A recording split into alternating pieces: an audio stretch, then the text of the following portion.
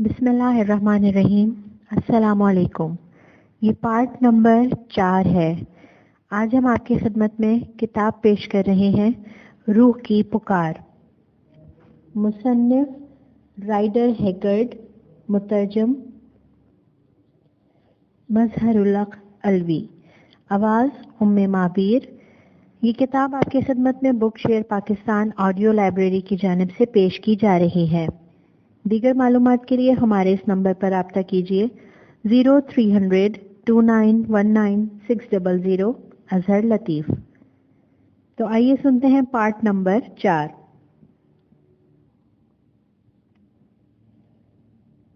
गालिबन ये कहने की ज़रूरत नहीं कि हारूत की इन बातों ने सारे मेहमानों को दफतन मेरी तरफ मतवज्जह कर दिया और यक कमरे में खामोशी तारी हो गई। इस खामोशी को इस ग्रुप की छींकें तोड़ रही थीं और बस हर शख्स की निगाहें मुझ पर जमी हुई थीं और मैं अजीब तरह की बेचैनी महसूस कर रहा था। चुनाचे मुझे गुस्सा आ गया और मैं बातू ज़बान में हारूत पर बरस पड़ा। सारे मेहमान कुछ समझे बगैर गौर से सरजनिश को सुनते रहे। मैंने पूछा कि वो लोग यहाँ क्या झक मारने आए हैं और ये कि हारूत क्यों मुझे बदनाम कर रहा है। मैंने पूछा कि वो कौन है। मैंने पूछा कि उसे मामीना की दास्तान कैसे मालूम हुई और ये कि उन्होंने कैसे कह दिया कि मैं जल्द या बदेर उनके पास आ जाऊंगा।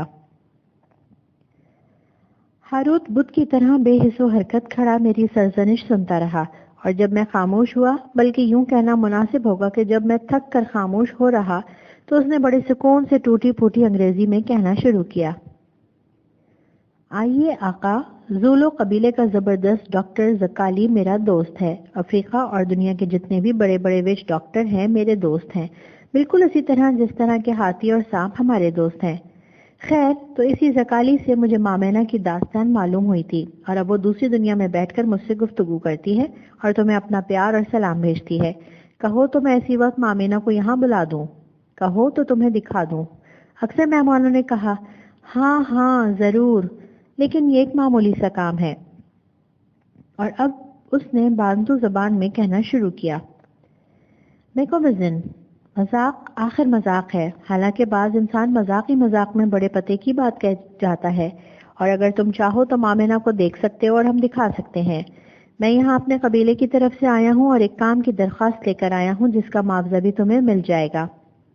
मेकोविजन, हम लोगों को मरगरीज कागदा कहलाते हैं और दूसरे लोगों के साथ जो काली रियाया हैं, लेकिन चूंकि उनकी तादाद अब हमसे बढ़ गई है इसलिए वो खुद सर हो गए हैं। हम एक ऐसे देवता की परस्तिश करते हैं जो शुरू से बच्चा है और आखिर तक बच्चा रहेगा। सियाह कांदा का देवता एक बदरू है। ये बदरू शुरू ही से एक हाथी के कालिब में रहती है। ये हाथी बहुत बड़ा है, दुनिया का सबसे बड़ा हाथी है ये। इस हाथी को कोई नहीं मार सकता, अलबत्ता हाथी जिसे चाहे मार लेता है और जिसे चाहे मशहूर कर लेता है। उस हाथी का नाम, जो दरअसल देवताए मिश्र है, जाना है। और जब तक जाना जिंदा है हम सुकून और इत्मीनान से नहीं रह सकते, क्योंकि दिन ब दिन ये रूह जो हाथी के कालिब में है हमारे आदमियों का खात्मा करती है और सफेद कांदा की तादाद को कम करती रहती है।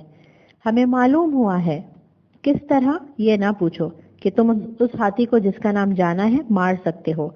अगर तुम हमारे सामने आए और जाना का खात्मा कर दिया तो हम तुम्हें वो जगह बता देंगे जो हाथियों का कब्रिस्तान कहलाती है। ये वो मुकाम है जहाँ पर हाथी जाकर मर जाता है, चाहे उसकी मौत का बाइस कोई जख्म हो या उम्र तवील। बहरहाल हाथियों के इस कब्रिस्तान में इतना बहुत सा हाथी दांत है जो कई 100 छकड़ों पर लादा जाने के बाद भी बच रहे। हमारा काम कर दो और ये हाथी दांत लेकर मकसद एक फूल हासिल करना है। इस सफर में तुम्हारी मुलाकात 2 कबाइल से होगी। उनके नाम मारिटो और पोंगो हैं। मारिटो और पोंगो एक बहुत बड़ी झील के दरमियान वाक़े एक जजीरे में रहते हैं। पोंगो के वतन से बहुत दूर और सहरा के उस पार मेरा कबीला आबाद है। ये जगह जहाँ मेरा कबीला आबाद है मुल्क खीफा कहलाता है, क्योंकि वहाँ जाने का रास्ता किसी को नहीं मालूम। जब तुम हमारे मुल्क में आना चाहो, जैसा कि तुम्हें आना है और तुम जरूर आओगे, तो इस झील के जहाँ पोंगो आबाद है शुमाल में चल पड़ो, यहाँ तक कि तुम लबे सहरा पहुंच जाओ। बस वहां रुक कर शिकार से अपना दिल बहलाओ, यहाँ तक कि हम तुम्हारे इस्तकबाल को आ जाएं। उस वक्त चाहो तो तुम मेरा मजाक उड़ाओ, लेकिन याद रखो ऐसा ही होगा कि जैसा कि मैंने कहा है, जल्द या बदेर। تمہیں ہماری مدد کو آنا ہے. ہماری ملاقات آئندہ نہ ہو تب بھی.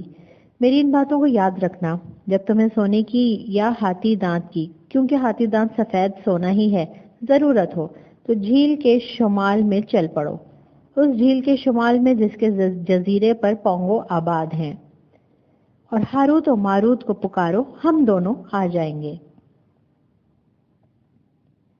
شب بخیر اے عظیم آقا اور اے قصر کے مالک، شب بخیر اے بانو اور اے ندائے روح، شب بخیر اے میکومزن. بہت جلد ہماری اور تمہاری ملاقات خود ہمارے وطن میں ہوگی. ہاں، اس وقت جب تم ہاتھی جانا کا خاتمہ کرنے آؤ گے. مقدس روح اور طفل مقدس تم پر اپنی رحمتیں نازل کرے اور تمہیں ہر آفت و بلا سے محفوظ رکھے. پاک ہے ہمارا دیوتا جو پانی برساتا ہے، جو ہمیں کھلاتا پلاتا اور جلاتا ہے. وہ آسمان سے اترا ہے، وہ آسمان کی اولاد ہے، وہ مقدس ہے، وہ دیوتائے خیر ہے. شب بخیر، شب بخیر. اور ہاروت و ماروت الٹے قدموں چلتے اور ہر قدم پر جھک جھک کر سلام کرتے نشست گاہ کے دروازے تک پہنچ گئے، اور وہاں پہنچ کے انہوں نے اپنے دھاری دار لبادے پہن لیے. لارڈ ریجنال کا اشارہ پا کر میں ہاروت و ماروت کو باہر تک پہنچانے گیا. یہ کام سیویج کا تھا، لیکن وہ اس خیال سے لرزہ براندام تھا کہ مبادہ اس کی جیبوں میں سے مزید سانپ نکل آئیں. جاؤ میکمزن، جاؤ، مبادہ تمہیں سردی لگ جائے، اور لو یہ تحفہ لیتے جاؤ. یہ تحفہ طفل مقدس کی طرف سے اس خاتون کے لیے جو نداہ روح ہے، جس سے طفل مقدس نے آج رات گفتگو کی ہے، جس کے سینے پر پہلا چاند ہے اور اس قصر کے مالک کی دلہن بننے والی ہے، اور یہ اس کی شادی کا تحفہ ہے. اور ہاروت نے کپڑے میں لپٹی ہوئی کوئی چیز میرے ہاتھ میں تھما دی، جھک کر مجھے سلام کیا اور اپنے ساتھی یا شاگرد ماروت کے ساتھ اندھیرے میں جا کر نظروں سے اوجھل ہو گیا. میں واپس نشست گاہ میں پہنچا. ریجنال کے مہمان اب بھی ہاروت و ماروت کی حیرت انگیز شعبہ بازی پر رائے زنی کر رہے تھے. وہ دونوں چلے گئے. ریجنال کے جواب میں کہا، وہ دونوں پیدل لندن جائیں گے. کم سے کم ہاروت نے تو یہی کہا تھا، لیکن وہ مس ہومز کو شادی کا ایک تحفہ دے گئے ہیں. اور میں نے کپڑے میں لپٹی ہوئی وہ چیز اس کی طرف بڑھا دی. کوارٹر مین، رکھو اسے، ریجنال نے کہا. نہیں جارج، مس ہومز نے جس کی خوش طبعی عود کرائی تھی ہنس کے کہا. اپنے تحائف میں ہی کھولنے کی عادی ہوں. ریجنال نے اپنے کندھے جھٹکے اور میں نے کپڑے کا وہ پیکٹ جس کے سرے دھاگوں سے سیے گئے تھے مس ہومز کی طرف بڑھا دیا. خدا جانے کون دوڑ کر قینچی لے آیا اور پیکٹ کی سلائی کاٹی گئی. کپڑا ہٹایا گیا تو اس میں سے بے حد قیمتی خوبصورت اور سرخ پتھروں کی مالا برآمد ہوئی. یہ پتھر بیضوی انگاروں کی طرح سرخ اور کبوتروں کے انڈوں جیسے تھے. یہ پتھر ایک سیاہ چمکدار دھاگے میں پرے ہوئے تھے. میں نے غور سے دیکھا تو معلوم ہوا کہ دراصل یہ دھاگا ہاتھی کے دم کا بال ہے. اس مالا کے پتھروں کے متعلق میں نے اندازہ لگایا کہ وہ بہت قدیم لال تھے. غالباً یہ لال مصر قدیم کی کسی ملکہ کے گلے کی زینت بنے ہوں گے. ایک بے حد خوبصورت مجسمہ جو سرخ پتھر سے ہی تراشا گیا تھا مالا کے بیچ میں لٹک رہا تھا. اس مجسمے سے بھی پتہ چلتا تھا کہ یہ مالا مصر قدیم کے صنعت کا نمونہ تھی، کیونکہ یہ مجسمہ کسی اور کا نہیں بلکہ مصر قدیم کے مشہور دیوتا ہورس کا تھا. اور اس وقت جب ہورس بچہ تھا. ہورس مصر کی عظیم دیوی ایزس اور عظیم دیوتا اوریرس کا بیٹا تھا، جس نے دیوتائے شرست سے اپنے باپ کا بدلہ لیا تھا. یہی وہ مالا ہے جو طفل آج نے مجھے دی تھی. میرا مطلب ہے اس خواب میں جو کاندھا تمباکو کے دھوئیں میں مجھے نظر آیا تھا. مس ہومز نے بڑے سکون سے اعلان کیا، اور پھر اس نے بڑی احتیاط سے یہ مالا اپنی گردن میں ڈال لی. اس شام عجیب و غریب واقعات ہوئے تھے، اور قصر ریجنال کی نشست گاہ میں افریقہ کے دو اجنبیوں ہاروت و ماروت نے اپنی شعبدہ بازیوں سے سب کو تو خیر دم بخود کر ہی دیا تھا، لیکن اپنی باتوں اور پیشن گوئیوں سے خود مجھے بھی حیرت زدہ کر گئے تھے. ان واقعات کا سلسلہ ان کے جانے کے بعد بھی نہ ختم ہوا جیسا کہ میرا خیال تھا، بلکہ اسی سلسلے میں جو دوسرا واقعہ ہوا، میرا مطلب ہے اسی رات کو، یا ان واقعات کا جو انجام ہوا وہ چونکا دینے والا تھا. یہ سب کیا تھا؟ میں کوئی فیصلہ نہیں کر سکتا. میرا کام تو واقعات بیان کر دینا ہے. چنانچہ جو کچھ ہوا اسے میں بیان کیے دیتا ہوں اور فیصلہ قارئین پر چھوڑتا ہوں. اس رات میں سو نہ سکا، یا یوں کہیے کہ سکون سے سو نہ سکا، غالباً اس لیے کہ دن بھر بندوق چلاتا رہا تھا، اور اس شکار میں میرا مقابلہ اسی شخص سے تھا جس نے ماضی قریب میں مجھے الو بنایا تھا۔ چنانچہ یہ شکار کی سنسنی تھی یا فتح کی خوشی جس نے مجھے سونے نہ دیا، یا پھر یہ بات تھی کہ ہاروت و ماروت کی باتوں نے میرے دل و دماغ میں ایک ہلچل مچا دی تھی۔ یہ دونوں اگر ان کا کہنا سچ مان لیا جائے تو میری ہی تلاش میں 7,000 میل کا سفر طے کر کے آئے تھے، اور ان مناظر نے میرے دماغ میں عجیب متضاد خیالات بیدار کر دیے تھے۔ یا پھر سب سے آخر میں یہ وجہ بھی ہو سکتی تھی کہ میرے میزبان کی حسین منگیتر نے اپنے بچپن کا وہ واقعہ سنایا تھا جو اس نے کسی اور سے نہ سن کہا تھا، اور اس کے تھوڑی دیر بعد ہی اس کے بچپن کے واقعے کے وہ دونوں اہم کردار میرے اور مس ہومز کے روبرو تھے، کیونکہ مجھے یقین تھا کہ ہاروت و ماروت وہی پراسرار ہستیاں تھیں جنہوں نے مس ہومز کو جب اس کی عمر 8-9 سال کی تھی اغوا کرنے کی کوشش کی تھی۔ قصہ مختصر، ان مسلسل واقعات نے میرے دماغ میں خیالات کا ایک نہ ٹوٹنے والا سلسلہ شروع کر دیا تھا، اور شاید یہی خیالات تھے جنہوں نے مجھے سونے نہیں دیا۔ اور جیسا کہ پہلے جب جان نے قبیلہ کاندا کا ذکر کیا تھا مجھے یاد آیا تھا، اسی طرح اس وقت بھی مجھے یاد آیا کہ مصر قدیم کے لوگ بھی ایک طفل دیوتا کی پرستش کرتے تھے جس کا نام ہورس اور لقب نجات دہندہ تھا۔ یہ طفل دیوتا دیوی ایزس کا بیٹا تھا جس نے اپنے باپ کا بدلہ دیوتائے شرس سے لیا تھا۔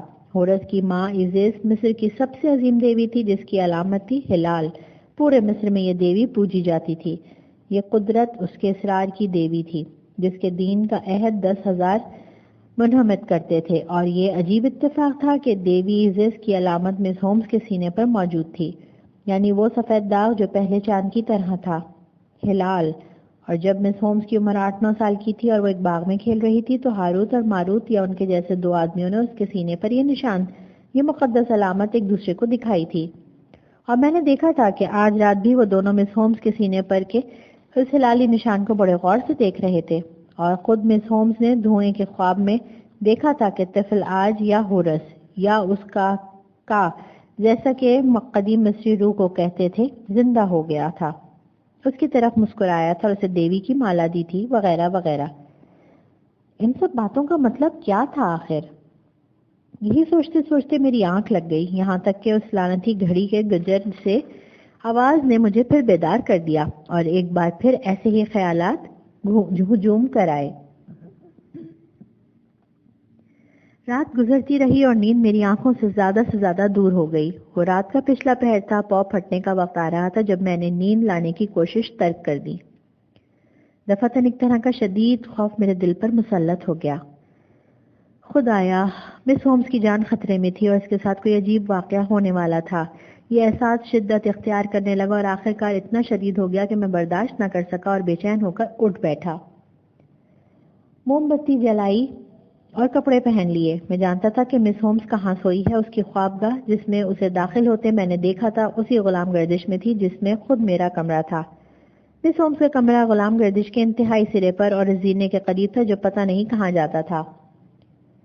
میرے چھوٹے سے چیری بیگ میں جو اس گروپ کی منگیتر نے یہاں بھیج دیا تھا دوسری چیزوں کے علاوہ ایک 2 نالی پستول بھی موجود تھا۔ ہمیشہ کی طرح یہ پستول بھرا ہوا تھا۔ افریقہ کے جنگلوں میں بھٹکنے اور اکثر راتیں جنگلوں میں ہی گزارنے کی وجہ سے بھرا ہوا پستول اپنے پاس رکھنے کی مجھے عادت ہو گئی تھی۔ میں نے پستول نکال کر اپنی جیب میں رکھ لیا، آہستہ سے کمرے کے دروازے کی طرف دیکھنے لگا۔ میں سوچ رہا تھا کہ اگر کسی نے مجھے اس حالت میں دیکھ لیا تو خدا جانے وہ میرے متعلق کیسی رائے قائم کرے گا۔ مجھے وہاں کھڑے ہوئے آدھا گھنٹہ گزر چکا تھا اور غروب ہوتے ہوتے چاند کی روشنی مس ہومز کے کمرے کے دروازے پر پڑ رہی تھی کہ دفعتاً کمرے کا دروازہ کھلا اور مس ہومز شب خوابی کے لباس میں باہر آ گئی۔ اس کی گردن میں وہی مالا پڑی ہوئی تھی جو ہاروت اور ماروت نے دی تھی۔ بے شک یہ وہی مالا تھی کیونکہ اس کے سرخ پتھر چاندنی میں چمک رہے تھے، اور چاندنی اس کے چہرے پر بھی پڑ رہی تھی، اور میں نے دیکھا کہ مس ہومز بیدار نہ تھی، وہ نیند میں چل رہی تھی۔ کسی روح کی طرح خاموشی سے اس نے غلام گردش طے کی اور نظروں سے اوجھل ہو گئی۔ میں دبے پاؤں اس کے پیچھے چلا اور میں نے دیکھا کہ مس ہومز قدیم چکردار زینہ اتر رہی تھی جسے میں قصر کی دیوار میں دیکھ چکا تھا۔ میں اندھیرے زینے پر احتیاط سے قدم رکھتا اس کے پیچھے ہی پیچھے زینہ اترنے لگا۔ میرے پیروں میں جوتے نہ تھے، صرف موزے تھے، اس لیے میرے قدموں کی چاپ بلند نہ ہو رہی تھی۔ زینے میں گھور اندھیرا تھا، لیکن میں دیا سلائی جلانے کی جرت نہ کر سکتا تھا کہ مبادا مس ہومز بیدار نہ ہو جائے اور میں وہ معلوم نہ کر سکوں جو میں معلوم کرنا چاہتا تھا۔ نیچے سے ایسی آواز سنائی دی جیسے کوئی چٹخنیاں کھولنے کی کوشش کر رہا ہو، اور پھر ایک کیواڑ چڑچڑا کر کھل گیا اور چاندنی اندھیرے زینے پر رینگ آئی۔ جب میں زینے کے دروازے میں پہنچا تو مجھے سامنے ہی مس ہومز کا سایہ نظر آیا۔ وہ اس باغ میں سے گزر رہی تھی جو قصر کی خندق کو پاٹ کے بنایا گیا تھا۔ گزشتہ کل شکار کو جاتے وقت ہم اس باغ سے گزرے تھے، اور اس وقت میں نے دیکھا تھا کہ اس باغ میں سے ایک روش گزرتی ہے جو قصر کے عقب میں واقع گنجان جھاڑیوں کے ایک جھنڈ میں پہنچ جاتی ہے۔ اسی باغ میں سے مس ہومز گزر رہی تھی، اور میں خود اس کے پیچھے پیچھے یوں چھپتا چھپتا چل رہا تھا جیسے کسی شکاری کی طرف بڑھ رہا ہوں، اور غالباً کسی شکار کی طرف ہی بڑھ رہا تھا۔ وہ جھاڑیوں کے جھنڈ میں داخل ہو گئی اور اب اس کی رفتار تیز ہونے لگی، اس پتھر کی طرح جسے ٹیلے کی چوٹی پر لڑکا دیا گیا ہو۔ یوں معلوم ہوتا تھا جسے مس ہومز کو کوئی غیبی قوت اپنی طرف کھینچ رہی تھی، اور جیسے جیسے وہ آگے بڑھ رہی تھی اس کشش کا زور بڑھتا جا رہا تھا۔ وہ بلند و بالا درختوں کے سائے میں پہنچ کر لمحے بھر کے لیے میری نظروں سے اوجھل ہو گئی۔ دفعتاً مجھے وہ پھر نظر آئی۔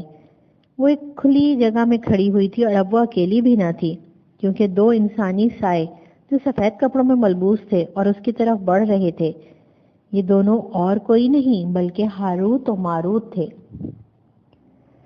غروب ہوتے ہوئے چاند کی مردہ سی روشنی میں مس ہومز اپنے دونوں ہاتھ آگے کی طرف لمبے کیے ہوئے بے حس و حرکت اور خاموش کھڑی تھی، اور ہاروت و ماروت اس کی طرف یوں بڑھ رہے تھے جس طرح کے بے خبر کھڑے ہوئے ہرن کی طرف شیر بڑھتا ہے۔ اور اس کے علاوہ مجھے درختوں کی چھدری ٹہنیوں کے اس پار روش پر کھڑی ہوئی ایک چیز بھی نظر آئی۔ یہ بند بگھی تھی، اور پھر میں نے گھوڑے کے زمین پر ٹاپ مارنے کی آواز سنی۔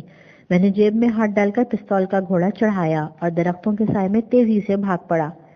دفعتاً میں درختوں میں سے نکل کے ہاروت و ماروت اور مس ہومز کے درمیان جا کھڑا ہوا۔ ہم میں گفتگو نہ ہوئی، ایک لفظ بھی نہ کہا گیا۔ غالباً ہم تینوں لاشعوری طور پر جانتے تھے کہ مس ہومز کو بیدار کرنا مناسب نہیں۔ ایک لمحے تک ہاروت و ماروت میری طرف اور میں ان کی طرف دیکھتا رہا، پھر ان دونوں نے مجھے ایک طرف ہٹ جانے کا اشارہ کیا۔ یہ کہنے کی ضرورت نہیں کہ میں اپنی جگہ پر جمع رہا، چنانچہ ان دونوں نے اپنے ہاتھ لبادے میں ڈال کر باہر نکالے، اور ان دونوں کے ہاتھ میں ہلالی شکل کے نہایت ہی تیز اور خطرناک خنجر تھے۔ وہ دونوں خنجر نکال کے خاموشی سے میرے سامنے جھک گئے۔ اس حالت میں بھی وہ میرا احترام کر رہے تھے۔ جواب میں بھی جھک گیا، اور جب میں سیدھا کھڑا ہوا تو میرے ہاتھ میں پستول تھا جس کی نالی ہاروت کے عین دل کی طرف اٹھی ہوئی تھی۔ اب ان دونوں کا احساس ہو چکا تھا کہ کھیل ختم ہو گیا۔ ان کی حس نے انہیں جتا دیا تھا کہ اس سے پہلے کہ ان کے خنجر کی نوک مجھے چھو جائے، میں ان دونوں کو خاک و خون میں لٹا دوں گا۔ رات کے پاسبان، اس دفعہ فتح تمہاری ہوئی ہے، ہاروت نے سرگوشی میں کہا، لیکن یاد رکھو دوسری فتح ہماری ہوگی، کیونکہ اس حسینہ پر ہمارا اور ہمارے قبیلے کا حق ہے۔ یہ حسینہ ہمارے دیوتا کی روح اور زبان ہے۔ ہمارا دیوتا اس خاتون کے ذریعے ہم سے گفتگو کرے گا۔ یہ حسینہ ندائے روح ہے کیونکہ اس کے سینے پر ہلال بنا ہوا ہے۔ طفل مقدس کی پکار اسے چین نہ لینے دے گی۔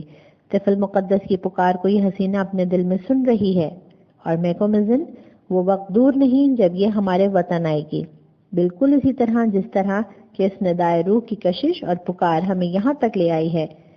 اب وہ جس کا نام سورما، شکاری، رات کا پاسبان اور میکومزن ہے، جاؤ اس خوابدہ دیوی کو لے جاؤ، اسے اپنی خوابگاہ میں پہنچا دو، لیکن آج کے بعد فتح ہماری ہوگی۔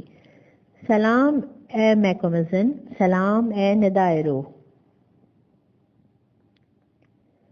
وہ دونوں پیچھے ہٹے اور درختوں کے سائے میں جا کر پراسرار روحوں کی طرح غائب ہو گئے۔ فوراً ہی میں نے گھوڑوں کے بھاگنے اور بگھی کے پہیوں کی کھڑکھڑاہٹ کی آواز سنی۔ لمحے بھر تک میں شش و پنج کے عالم میں کھڑا سوچتا رہا کہ بھاگ کر بگھی کے گھوڑوں کو اپنی گولی کا نشانہ بنا دوں، لیکن دو باتوں نے مجھے اس سے باز رکھا۔ اول یہ کہ اگر میں نے ایسا کیا تو میرا پستول خالی ہو جائے گا، یا اگر میں نے بگھی کے دو میں سے صرف ایک گھوڑے کو مار گرایا اور گولی بچا رکھی تو پھر دونوں افریقیوں میں سے کسی ایک کا خنجر میرا سینہ تلاش کرے گا، اور دوسری بات یہ تھی کہ میں مس ہومز کو بیدار کرنا نہ چاہتا تھا۔ میں مس ہومز کی طرف بڑھا، کوئی اور بات سمجھ میں نہ آئی تو میں نے اس کے آگے کی طرف بڑھا ہوا ایک ہاتھ پکڑ لیا۔ وہ ایک دم سے پلٹ کر میرے ساتھ اس طرف چل پڑی جیسے کہ اس نے مجھے پہچان لیا ہو، حالانکہ وہ اب بھی نیند میں تھی۔ اور اس طرح ہم قصر میں پہنچے، دروازے میں داخل ہوئے جو اب تک کھلا تھا۔ زینہ چڑھ کے اس کے کمرے کے قریب پہنچے اور وہاں پہنچ کر میں نے اس کا ہاتھ چھوڑ دیا۔ کمرے میں اندھیرا تھا اور مجھے کچھ نظر نہ آ رہا تھا۔ میں کمرے کے باہر خاموش کھڑا رہا، یہاں تک کہ میں نے ایسی آواز سنی جیسے مس ہومز نے اپنے آپ کو پلنگ پر ڈال دیا ہو۔ اب مس ہومز حفاظت تھی، محفوظ تھی، کم سے کم فی الحال محفوظ تھی۔ چنانچہ میں نے کمرے کا دروازہ بند کیا اور مزید احتیاط کے لیے کوارٹروں سے وہ میز لگا دی جو غلام گردش میں رکھی ہوئی تھی، تاکہ اگر پھر مس ہومز دروازہ کھولنا چاہے تو آسانی سے کھول نہ سکے۔ میں اس کے کمرے کے سامنے تھوڑی دیر تک کھڑا سوچتا رہا کہ مجھے کیا کرنا چاہیے۔ کوئی بات سمجھ میں نہ آئی، چنانچہ میں اپنے کمرے میں پہنچا اور موم بتی جلا کر اپنے بستر پر بیٹھ گیا۔ بے شک یہ میرا فرض تھا کہ جو کچھ ہوا تھا اس کی اطلاع جلد از جلد ریجنال کو دے دی جائے، لیکن میں جانتا نہ تھا کہ عظیم و شان قصر کے کون سے حصے میں اس کی خوابگاہ ہے۔ اس کے علاوہ میں یہ بھی نہ چاہتا تھا کہ مہمان بیدار ہو کر آپس میں چہمگوئیاں کرنے لگ جائیں، اور دفتن مجھے یاد آیا کہ رات سے وہ جب مجھے اپنے کمرے میں پہنچانے آیا تھا تو اس نے وہ گھنٹی دکھائی تھی جو اس کے کمرے کے دروازے پر لگی ہوئی تھی، اور اس کا بٹن میرے کمرے میں تھا۔ اس نے کہا تھا کہ اگر کوئی ناگہانی ضرورت پیش آ جائے تو میں یہ گھنٹی بجا دوں گی، سیویج آ جائے گا، اور میں نے جواب دیا تھا کہ ایسی کوئی ضرورت یقین ہے کہ پیش نہ آئے گی۔ سیویج بڑے فلسفیانہ انداز میں بولا تھا، لوگ کہتے ہیں کہ اس قصر میں بھوت رہتے ہیں، اور جناب آج رات میں نے جو دیکھا ہے اس نے تو مجھے یہ بھی سوچنے پر مجبور کر دیا ہے کہ شاید یہ افواہیں صحیح ہوں۔ اب صاحب آپ کو ایسے بھوت نظر آ جائیں جو حکاروم و مکاروم کی طرح ہوں، یہی نام تھا نا ان دونوں افریقیوں کا، تو صاحب اس صورت میں ایک سے بھلے دو۔ مجھے اس گھنٹی کا خیال آیا تو صحیح، لیکن میں نے اسے بجانے سے باز رہا، اور سبب اس کا یہی تھا کہ میں کسی کو بیدار نہ کرنا چاہتا تھا۔ میں اٹھ کر کمرے سے باہر آیا اور ادھر ادھر نظریں دوڑانے لگا۔ جیسا کہ میرا خیال تھا میرے کمرے کے باہر سے گھنٹی کا تار ہلا کر چلا گیا، اور اس تار سے دوسرے تار بھی جڑے ہوئے تھے جو قصر کے مختلف کمروں تک جاتے تھے۔ اسی تار کو راہبر بنا کے میں آگے بڑھنے لگا۔ یہ کام ظاہر ہے کہ آسان نہ تھا، اول تو اس لیے کہ اس تار میں سے بہت سی شاخیں نکلی ہوئی تھیں، اور دوم اس لیے کہ تار پر نظر رکھتے رکھتے میری آنکھیں درد کرنے لگیں، اور ادھر قصر ریجنال میں آپ نئے اچھی خاصی بھول بھلیاں تھیں۔ بہرحال اس تار پر نظر رکھے بڑے احتیاط سے آگے بڑھتا رہا، یہاں تک کہ میں ایک دروازے پر پہنچ گیا۔ اس دروازے کے ماتھے پر ایک کافی بڑی گھنٹی لگی ہوئی تھی، تار اسی گھنٹی میں جا کر ختم ہو گیا تھا۔ میں نے ڈرتے ڈرتے اس دروازے پر جا کر دستک دی اور دل میں دعا مانگنے لگا کہ خدا کرے یہ کمرہ سیویج کا ہو اور قصر کی کسی جوان خادمہ کا نہ ہو جو بیدار ہوتے ہی آسمان سر پر اٹھا لے۔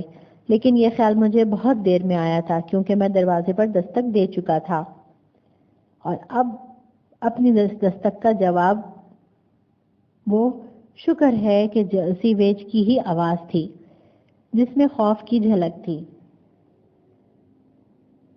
کون ہے؟ کون شیطان ہے اس وقت؟ سیویج نے پوچھا۔ میں نے آہستہ سے کہا۔ میں کے حلق پر چھری جواب میں آیا۔ میں کون؟ میں ہاکورم اور ماکورم، یا اس سے بڑا کوئی شیطان ہو سکتا ہے؟ میں کون؟ یہ میں ہوں، ایلن کوارٹرمین۔ بے وقوف! میں نے دروازے میں بنی ہوئی کنجی کے سوراخ سے منہ لگا کر دانت پیس کے کہا۔ اینا کون؟ بہرحال اسی وقت چلی جاؤ ہے نا، یا اینا؟ میں صبح تم سے گفتگو کروں گا۔ اب میرے صبر کا پیمانہ چھلکا اور میں نے دروازے پر ایک لات جما دی، جس کا نتیجہ خاطر خواہ ظاہر ہوا، کیونکہ فوراً ہی سیویج نے بڑی احتیاط سے اپنا دروازہ کھولا۔ میرے خدا صاحب! اس نے حیرت سے کہا، یہاں کیا کر رہے ہیں آپ؟ اور آپ نے تو کپڑے بھی پہن رکھے ہیں، اور جیب سے پستول کا دستہ بھی جھانک رہا ہے، یا کہیں یہ سانپ تو نہیں؟ وہ ایک دم سے اچھل کر کئی قدم پیچھے ہو رہا. وہ شب خوابی کا سفید اور لمبا لباس پہنے ہوئے تھا اور اس لباس میں وہ بڑا ہی مذاق خیز معلوم ہو رہا تھا. اس اسنا میں ہم ریجنال کے خوابگاہ کے سامنے پہنچ چکے تھے. سیویج نے آہستہ سے دروازے پر دستک دی تو اندر سے خوابگاہ میں چلے جانے کی اجازت مل گئی. کیا بات ہے سیویج؟ ریجنال نے پوچھا. سر، مسٹر کوارٹرمین آپ سے ملنا چاہتے ہیں، سیویج نے جواب دیا. کیا بات ہے کوارٹرمین؟ کیوں؟ کیا کوئی بھیانک خواب دیکھا ہے؟ ریجنال اٹھ کے بیٹھ گیا اور اس نے انگڑائی لے کر پوچھا. ہاں، بہت بھیانک، میں نے جواب دیا. اور چونکہ سیویج جا چکا تھا اس لیے میں نے پورا قصہ نہایت تفصیل سے سنایا. خدایا، جب میں خاموش ہوا تو وہ سانس بھینچ کر بولا، کوارٹرمین، اگر تمہاری چھٹی حس بیدار ہو گئی ہوتی، اگر تم نے ایسی بہادری کا ثبوت نہ دیا ہوتا اور اگر آج رات تم یہاں نہ ہوتے. میری بات جانے دو ریجنال، میں نے اس کی بات کاٹ کر کہا. اس وقت تو سوال یہ ہے کہ اب کیا کیا جائے. کیا تم ان دونوں افریقیوں کو گرفتار کروانا پسند کرو گے یا فی الحال خاموش رہنا اور ان دونوں کے پیچھے جاسوس چھوڑ دینا مناسب ہوگا؟ کچھ سمجھ میں نہیں آتا، ریجنال نے اپنے ہاتھ ملتے ہوئے کہا. اگر میں نے ان دونوں کو گرفتار کروا دیا تو عدالت میں ہمارا بیان مضحکہ خیز اور ناقابل یقین تسلیم کر لیا جائے گا. بھلا کون یقین کرے گا ان بعید از فہم باتوں پر؟ تمہارا خیال غلط نہیں ہے، تاہم مناسب ہوگا کہ ہم اس واقعے کو ایک گواہ بھی پیدا کر لیں اور اسے وہ ثبوت دکھا دیں جو قصر کے عقب میں گھوڑوں کے قدموں اور غالباً بگھی کے پہیوں کے نشانات کی شکل میں موجود ہیں. ہمیں جلدی کرنی چاہیے، مبادا گرتی ہوئی برف ان نشانات کو مٹانا دے. ریجنال کی خوابگاہ میں سے نکل کر ہم مس ہومز کی خوابگاہ میں پہنچے اور یہ اطمینان کر کے کہ وہ اپنے بستر پر بے خبر سو رہی تھی، ہم قصر کا عقبی چکردار زینہ طے کر کے کب باہر آ گئے اور باہر آ کے دروازہ مضبوطی سے بند کر دیا. اس وقت پاؤں پھٹ رہی تھی اور اتنا اجالا پھیل چکا تھا کہ زمین پر گری ہوئی برف پر مس ہومز کے قدموں کے نشانات الگ الگ پہچانے جاتے تھے. ہم دونوں کے قدموں کے نشانات الگ الگ پہچانے جاتے تھے کیونکہ مس ہومز اس وقت چپلیں اور میں صرف موزے پہنے ہوئے تھا. میں نے یہ نشانات ریجنال اور سیویج کو دکھائے. جھاڑیوں اور درختوں کے جھنڈ میں نشانات اس قدر صاف تھے کہ ہم چاروں یعنی ہاروت اور ماروت، مس ہومز اور میری ایک حرکت کا اندازہ ان نشانات کے سہارے لگایا جا سکتا تھا. عقبی روش پر گھوڑوں کی ٹاپوں کے نشانات موجود تھے اور بگھی کے پہیوں کی دو متواتر گہری لکیریں بھی دیکھی جا سکتی تھیں. یہ بگھی مس ہومز کو لے جانے کے لیے لائی گئی تھی، میرے اس دعوے کے ثبوت کے لیے نہ کہ وہ دونوں مس ہومز کو اغوا کرنے آئے تھے. خوش قسمتی سے ایک اور چیز بھی مل گئی. یہ کاغذ کا ایک پیکٹ تھا جو شاید بگھی میں سے اس وقت گر گیا تھا جب ہاروت اور ماروت بڑی افراتفری میں فرار ہوئے تھے. ایک پیکٹ ملا. پیکٹ کو کھولا گیا تو اس میں ایسا لباس برآمد ہوا جسے عموماً مشرقی عورتیں پہنتی ہیں. صرف یہی نہیں بلکہ اس میں نقاب بھی تھی. بے شک یہ لباس مس ہومز کو پہنایا جانے والا تھا اور یہ نقاب اس کے رخ پر ڈالی جانے والی تھی کہ کوئی اس مغربی خاتون کو پہچان نہ سکے. اس لباس میں مس ہومز ظاہر ہے کہ ان دونوں میں سے کسی ایک کی بیوی یا بیٹی ہی معلوم ہوتی. یہ پیکٹ سیویج کو ملا تھا. اس نے یہ پیکٹ نکالا لیکن پھر ایک بھیانک چیخ کے ساتھ واپس پھینک دیا. پیکٹ کے نیچے ایک سیاہ سانپ کنڈلی مارے بیٹھا تھا. ہماری ان تحقیقات کی تفصیلات میں نے اپنی ڈائری میں درج کر لی. جب ان تحقیقات کی رپورٹ تیار ہو گئی تو اس پر میں نے سیویج اور ریجنال کے دستخط کر دیے.